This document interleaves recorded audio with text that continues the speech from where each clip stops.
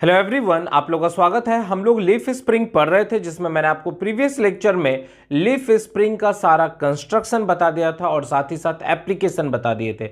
देखिए, आपके एग्जाम में अगर लीफ स्प्रिंग से क्वेश्चन आएगा तो सिर्फ आपके जो थ्योरेटिकल सेक्शन आपको बताए हैं प्रीवियस लेक्चर में, उसी को हम लोग कंस्ट्रक्शन ऑफ लीफ स्प्रिंग कहते हैं और साथ ही साथ उसके एप्लीकेशन को भी बताए थे और इसका आने का चांसेस भी 100% है। बाकी बात, लीफ स्प्रिंग से किसी भी तरह का कोई न्यूमेरिकल्स या उसके डिजाइन प्रोसीड्योर पर बेस्ड डेरिवेशन नहीं आएगा। जो आपको प्रीवियस लेक्चर में बताया हूं बस वही सबसे ज्यादा इंपॉर्टेंट है, क्योंकि आपके सिलेबस में भी साफ साफ लिखा हुआ है लीफ स्प्रिंग का कंस्ट्रक्शन है और उसका एप्लीकेशन पढ़ना है। इसका मतलब हमको उसके न्यूमेरिकल पार्ट्स और डेरिवेशन से कोई मतलब नहीं है। फिर भी हम लोग जब टॉपिक पढ़ रहे हैं तो कोशिश करेंगे कि उसके कुछ न्यूमेरिकल पोर्शन को भी टच करें, साथ ही साथ कुछ फॉर्मूलाज याद करें। तो जल्दी से हम लोग स्टार्ट करेंगे design procedure of leaf spring. आपको पहले भी बताएं कि लीफ स्प्रिंग या स्प्रिंग में मेनली जो फॉर्मूला बेस्ड आपको जो है क्वेश्चन रहता है, आप सारा फॉर्मूला याद रखेंगे, उस पर बेस्ड डेटा दिया रहता है और उसके आधार पर आप सारा का सारा जो है डायमेंशन निकाल देंगे। तो यहां भी हम लोग क्या करेंगे, design procedure of leaf spring. देखिए, आपके पास एक लीफ स्प्रिंग है, मल्टी लीफ स्प्रिंग है, ठीक है, या इसी को हम लोग सेमी इलिप्टिकल स्प्रिंग भी कहते हैं। तो यहां पर आप नोटिस करेंगे कि इसका एक एंड जो है वो फिक्स रहता है और दूसरा एंड जो है वो हैंगर के साथ रहता है। और जब डिफ्लेक्शन होता है, जब लोड लगता है, तो उस लोड लगने के कारण आपका ये जो हैंगर सेक्शन है इसमें मूवमेंट होता है और ये जो आपका स्प्रिंग है ये ऊपर की ओर उठता है। तो हम लोग क्या किए, यहाँ पर स्प्रिंग में हम लोग सबसे पहला पता करेंगे कि आखिर इस लोड के कारण जो लीफ है, जो आपका पत्ती है, उसमें कितना स्ट्रेस डेवलप होता है। तो उसके लिए हम लोग क्या करेंगे, सबसे पहला calculate the bending stress develop in the leaf spring. चूंकि हम लोग के जो लीफ स्प्रिंग है उसमें बेंडिंग स्ट्रेस डेवलप होता है और उसका नेचर टेंसाइल और कॉम्प्रेसिव होता है। मतलब कुछ फाइबर उसका टेंसाइल होगा और कुछ फाइबर क्या होगा, कॉम्प्रेसिव होगा। तो हम लोग क्या किए, जस्ट इस पूरे सिस्टम को, क्योंकि यहां तो सपोर्ट रहता है, यहां भी सपोर्ट रहता है और 2W का लोड अगर नीचे से लगा तो ये क्लियर है कि ये वाला सपोर्ट W ले रहा होगा और वो वाला सपोर्ट W ले रहा होगा। ठीक है, किसी किसी बुक में आपको बताया है कि यहाँ W लेते हैं तो ये W/2 हो जाएगा, W/2 हो जाएगा। तो हम इसको क्या किए, as a simply supported beam मान लिए, क्योंकि यहाँ पर आपका सपोर्ट है और लोड लग रहा है। तो जस्ट इसको उल्टा कर दीजिए। तो यहाँ से देखिए 2W और ये सपोर्ट ले रहा है W। मैक्सिमम डिफ्लेक्शन यहां पर हम लोग दिखा दिए हैं कि जब हम लोग स्प्रिंग बना रहे हैं तो कर्वेचर का फॉर्मेशन हो रहा है। तो यहां कर्वेचर का टोटल यहां से हम लोग डिफ्लेक्शन दिखा दिए हैं, डेल्टा है। अब यहीं से आप नोटिस करेंगे कि कर्वेचर का फॉर्मेशन हो रहा है, ये देखिए इस तरह से। तो इसको रेडियस ऑफ कर्वेचर करेंगे, ठीक है, और ये आपका डिफ्लेक्शन सेक्शन है डेल्टा।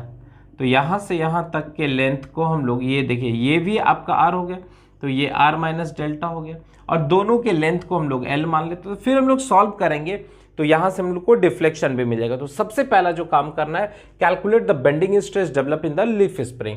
तो देखिए क्लियर है कि इसमें जो स्ट्रेस डेवलप होगा वो बेंडिंग स्ट्रेस डेवलप होगा। तो हम लोग सबसे पहले पता करते हैं कि इसमें मूवमेंट कितना डेवलप हो रहा है। तो maximum movement m is equal to load into displacement या लोड इनटू डिस्टेंस। अगर हम यहाँ पर सेक्शन काटेंगे, याद होगा जब आप SFD BMD पढ़ रहे थे तो हम लोग इस तरह से एक सेक्शन काटते थे और मूवमेंट निकालते थे और मूवमेंट का वैल्यू हम लोग लिखते थे लोड गुना डिस्टेंस, फिर x का वैल्यू 0 रखते थे, फिर यहाँ सेंटर पर है तो सेंटर का डिस्टेंस l है।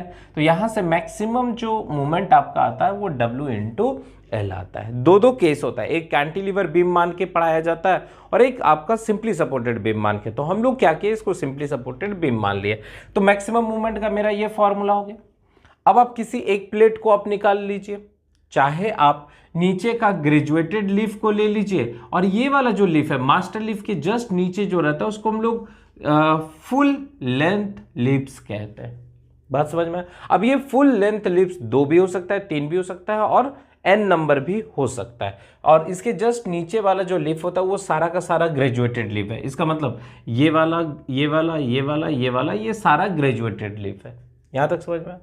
तो हम लोग कोई एक इसका प्लेट ले लिए, चूंकि इसका जो थिकनेस होगा और जो विड्थ होगा वो यूनिफॉर्म होगा। तो यहाँ पर प्लेट आ गया। अब इस प्लेट का ये क्रॉस सेक्शन भी है, तो यहाँ पर विड्थ हो गया, ये थिकनेस हो गया। तो हम लोग क्या करते हैं, चूंकि इसी में तो आपका बेंडिंग हो रहा है तो मोमेंट ऑफ इनर्शिया हम लोग निकाल लेते हैं। तो मोमेंट ऑफ इनर्शिया कितना होता है, बी डी क्यूब बटे 12, ये फॉर्मूला होता है। यहाँ डी की जगह क्या है, टी है। और y क्या होता है, तो न्यूट्रल एक्सिस से एक्सट्रीम फाइबर के दूरी को हम लोग y कहते हैं। तो y कितना हो गया, t बटे 2 हो गया। अब सेक्शन मॉडुलस किसी भी मेंबर का, किसी भी बीम का स्ट्रेंथ हमको कहां से पता चलता है, तो सेक्शन मॉडुलस। जितना ज्यादा सेक्शन मॉडुलस होगा उतना ज्यादा वो बीम स्ट्रांग होगा। तो सेक्शन मॉडुलस क्या होता है, तो मोमेंट ऑफ इनर्शिया और डिवाइडेड बाय डिस्टेंस, कहां से, सेंटर से या न्यूट्रल एक्सिस से एक्सट्रीम फाइबर का दूरी।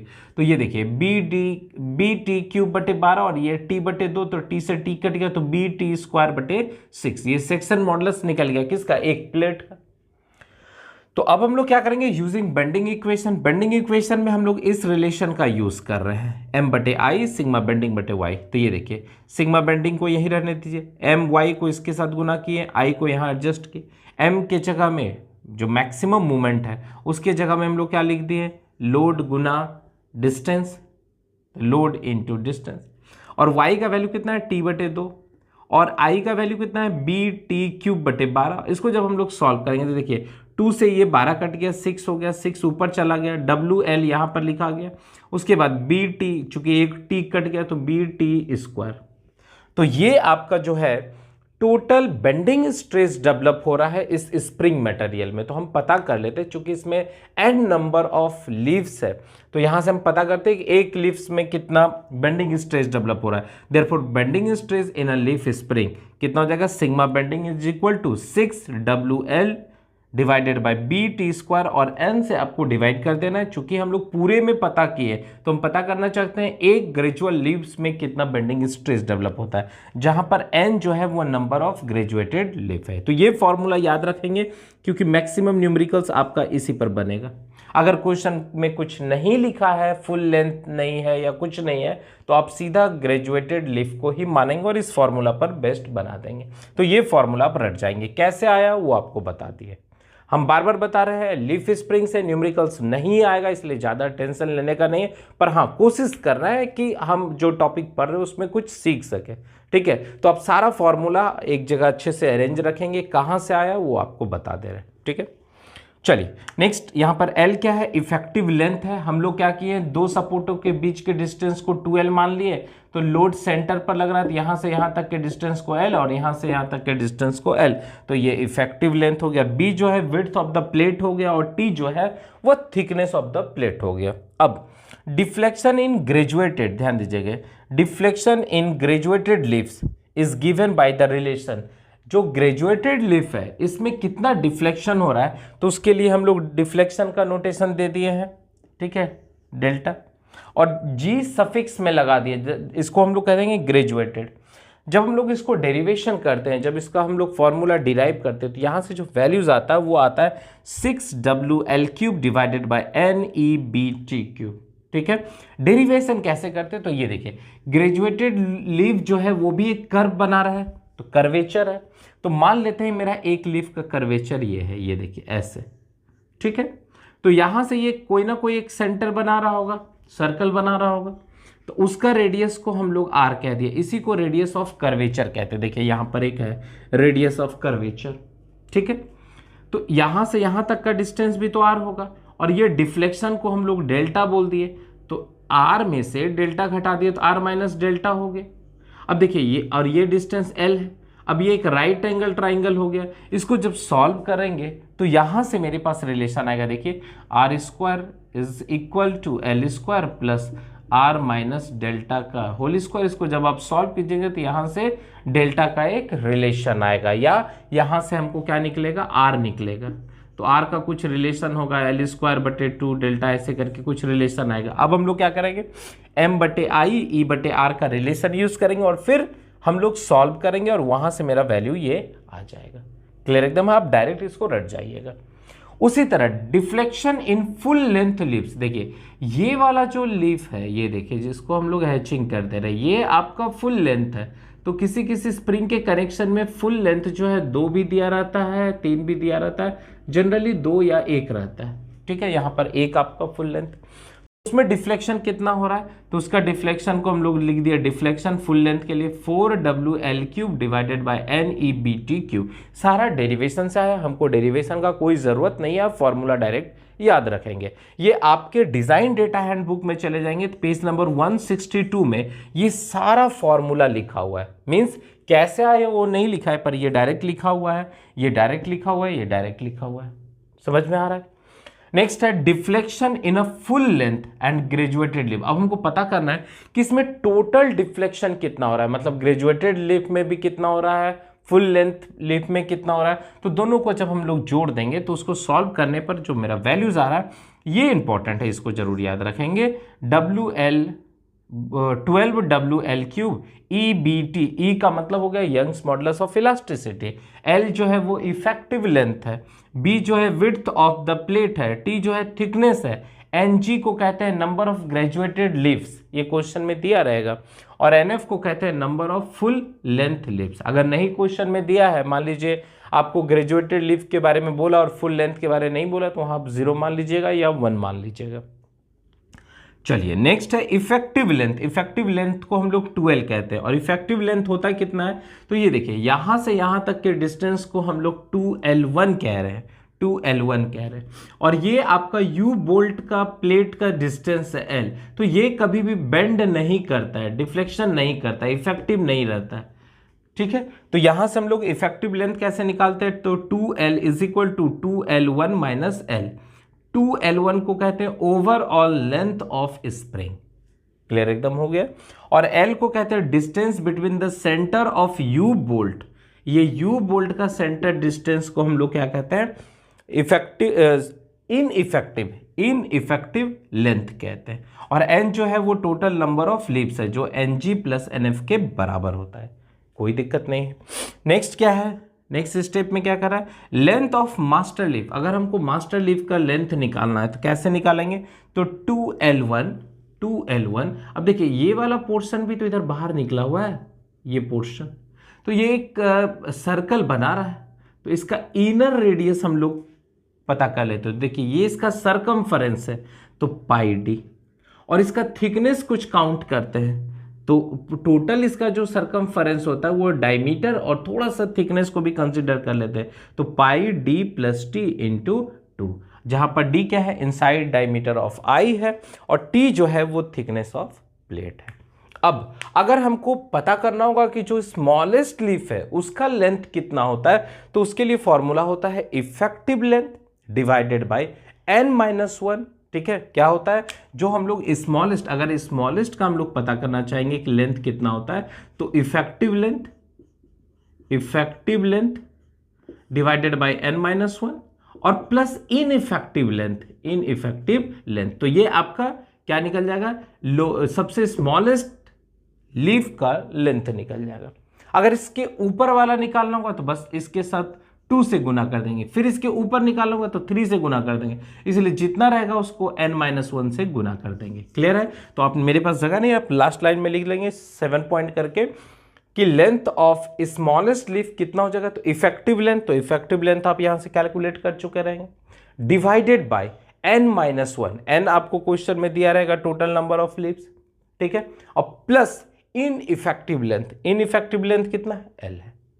क्लियर एकदम है, तो आपको ये सारा का सारा फॉर्मूला याद रख लेना है, जिससे कि आप आसानी से लीफ स्प्रिंग के न्यूमेरिकल्स को बना सकते हैं। तो जल्दी से इसको नोट करेंगे और हम लोग एक न्यूमेरिकल्स देख लेते हैं। ठीक है,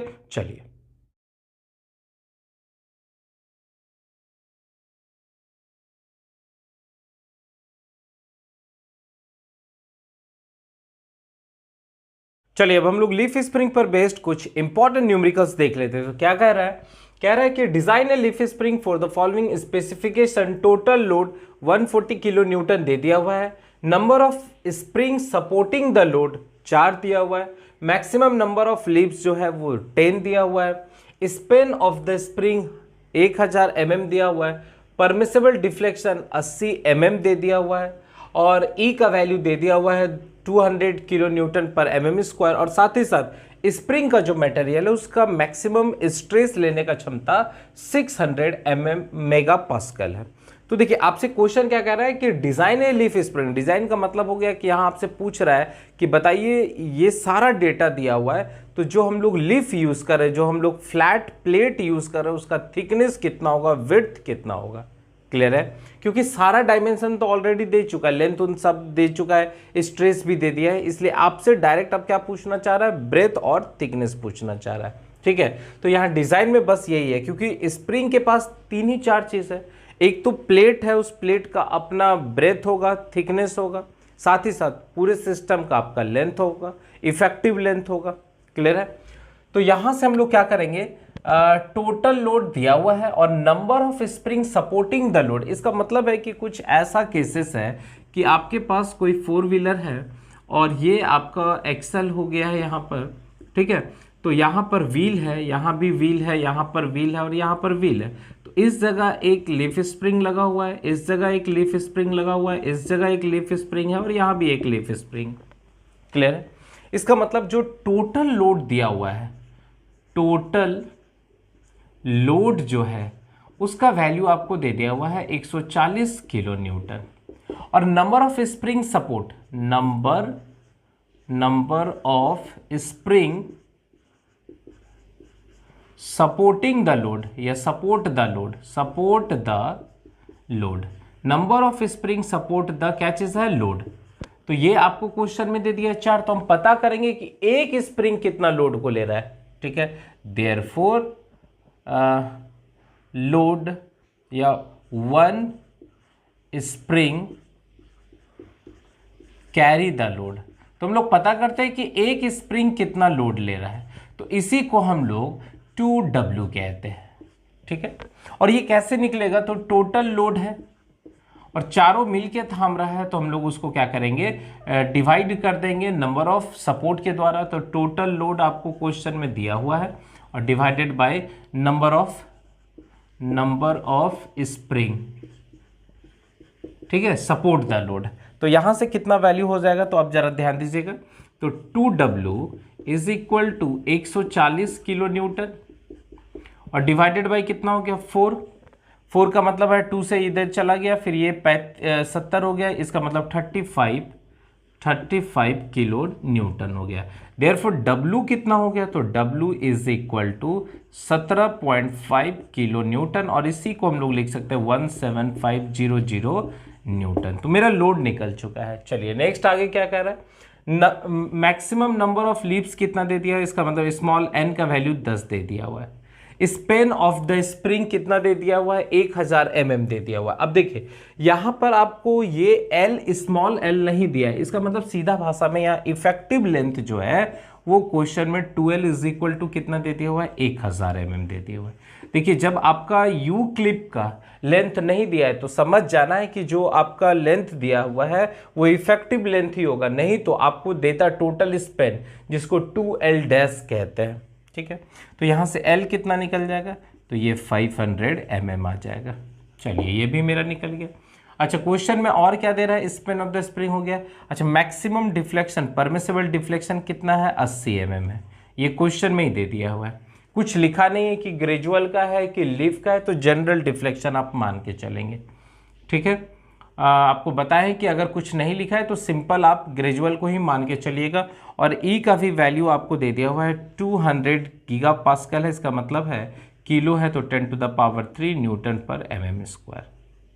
और अलावल स्ट्रेसेस दिया है, तो आप जानते हैं लीफ स्प्रिंग में जो स्ट्रेस डेवलप होता है वो बेंडिंग स्ट्रेस डेवलप होता है, तो इसका वैल्यू कितना दे दिया हुआ है, 600 मेगा पास्कल है, तो डायरेक्ट लिख दीजिए न्यूटन पर mm²। इतना सारा डेटा दे चुका है। ठीक है, अब हम लोग क्या करेंगे, हम लोग जानते हैं कि बेंडिंग स्ट्रेस कितना होता है, तो स्ट्रेस इन लीफ स्प्रिंग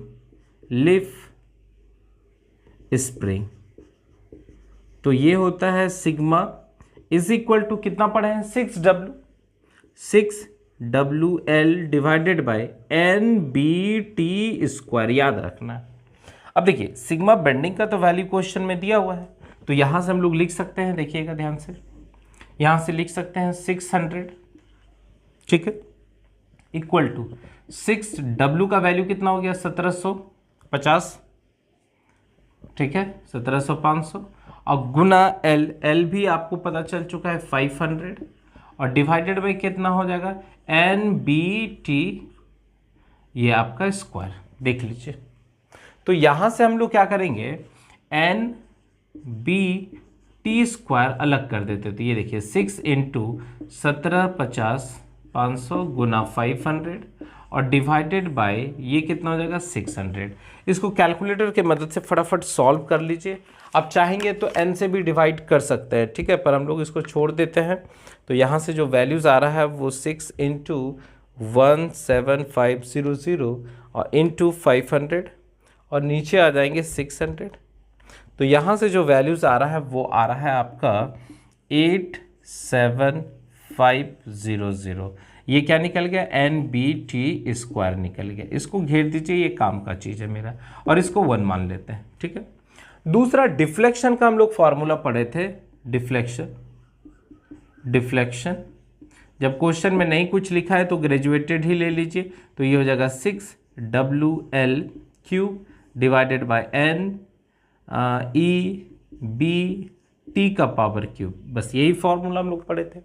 अब देखिए डिफ्लेक्शन भी आपको क्वेश्चन में दिया हुआ 80, 6 W का वैल्यू दिया हुआ है 1700, 500 L का वैल्यू आप निकाल चुके हैं 500 का होल क्यूब और divided by what N E का भी वैल्यू आपको पता है कितना है 200 into 10 to the power 3 into what B T cube. तो यहाँ से आप क्या कीजिए एन बी टी क्यूब निकाल लीजिए। तो ये कितना हो जाएगा 6 इंटू 17,500 गुना 500 का होल क्यूब और divided by 200 into 10 to the power 3 into 80 और इसको भी आप सॉल्व कर लीजिए। तो यहाँ से जो वैल्यूज़ आ रहा है वो आ रहा है 6 इंटू 17,500 इंटू 500 का होल क्यूब, ओके, और नीचे में कितना हो जाएगा 200 इंटू 10 का पावर 3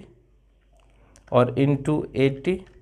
तो यहाँ से जो वैल्यूज़ आ रहा है वो आ रहा है 82, लिख दे रहा हूँ 820312.5, ठीक है। ये भी मेरा काम का चीज़ निकल गया, N B T cube is equal to 820312.5। इसको आप इक्वेशन नंबर 2 मान लीजिए, ये भी मेरा काम का चीज़ हो गया। अब हम लोग क्या करेंगे, इक्वेशन 2 को इक्वेशन 1 से डिवाइड कर देंगे, ठीक है। तो यहाँ से हम लोग क्या करेंगे, इक्वेशन 2 को डिवाइड कर देंगे इक्वेशन 1 से। तो एन बी टी क्यूब और divided by N B T square is equal to, ठीक है।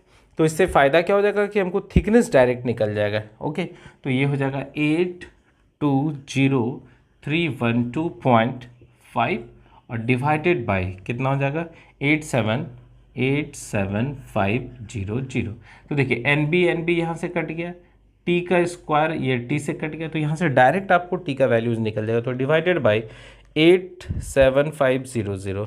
तो यहाँ से जो वैल्यूज़ आ रहा है टी का वो लगभग आ रहा है 9.375, क्या चीज़ में mm में आ रहा है, जिसको नियरली इक्वल टू थिकनेस हम लोग 10 mm ले लेते हैं। तो ये मेरा पहला आंसर हो गया, कोई दिक्कत नहीं। अब देखिए मेरे पास दो रिलेशन है। अब यहाँ से हम लोग क्या करेंगे, इस इक्वेशन 1 से b निकाल लेंगे और इक्वेशन 2 से भी b निकाल लेंगे और इसमें से जो मैक्सिमम वैल्यू होगा उसी को हम लोग कंसीडर करेंगे, ठीक है। तो ये वाले रिलेशन को यूज़ करते हैं फ्रॉम इक्वेशन 1 से। तो इक्वेशन 1 से क्या हो जाएगा, b is equal to 87500 divided by n का वैल्यू क्वेश्चन में दिया हुआ है 10, t का वैल्यू अभी निकल चुका है 10 गुना 10, ये देखिए। तो यहाँ से आप सॉल्व कर लेंगे तो कितना हो जाएगा 87500 डिवाइडेड बाई कितना हो जाएगा 10 इंटू 10 इंटू 10। तो यहाँ से जो वैल्यूज़ आ रहा है वो लगभग आ रहा है 87.5, क्या चीज़ में mm में आ रहा है। चलिए, तो ये आपको बताया है कि आप ब्रेथ बढ़ा के ले सकते हैं, तो इसको नियरली इक्वल टू 88 भी ले सकते हैं या आप 90 तक भी ले सकते हैं, 90 mm मान लेते हैं, ठीक है। फ्रॉम इक्वेशन सेकेंड से अब हम लोग सेकेंड इक्वेशन का यूज़ करते हैं, ठीक है। तो कितना हो जाएगा, b इज इक्वल टू 820,312.5 और डिवाइडेड बाय n के जगह कितना 10, t के जगह कितना 10 का होल क्यूब, देख लीजिए। तो यहाँ से भी हम लोग क्या करेंगे, डायरेक्ट निकालेंगे 820,312.5 और नीचे में आ जाएंगे 10 गुना 10 का होल क्यूब। तो यहाँ से जो वैल्यूज़ आ रहा है वो आ रहा है 82 आ रहा है, यहाँ से आपका वैल्यू 82.03 आ रहा है। इसको भी बढ़ा के 84 ले लीजिए। तो टेक मैक्सिमम विड्थ, तो यहाँ से मैक्सिमम विड्थ कितना हो जाएगा, तो b is equal to 90 mm।